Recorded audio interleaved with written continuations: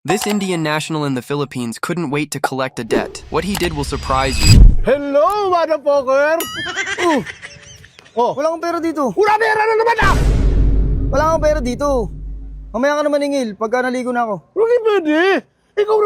Ikaw bakasyon ka o dagat-dagat ka. Tapos ikaw wala ka may utang. Di ka mahiya. Dami mo Facebook post sa amin. Dagat-dagat o wala ka may utang. Mamaya na nga. Ano mamaya? Wala akong pera dito. Pag naligo na ako, mag-relax ka muna dyan. Sige na please, mamakawa ako sa'yo. Ligo ka muna agad. Oo. Tsaka Para bumalik. mo ako singil. Parang ligo ka na ha. Oo. Promise. Promise. Okay. Saan ako relax? Diyan. Diyan ka mag-relax. Uy, ligo ka na doon. Ligo ka na doon. Parang singil na ako.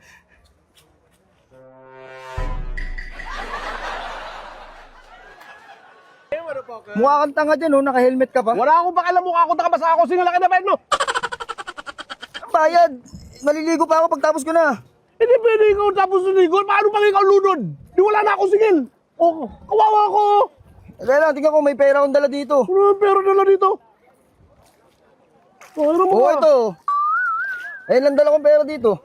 Ay, na 20! Ako punta dito ako, ang kilabang ka, oh, na 20 lang. Ayun lang dala ko eh. O sige na, umalis ka na dyan. Baka lunutin pa kita dyan. O ako, alis na. Oo, doon na lang kita bayaran pagtapos.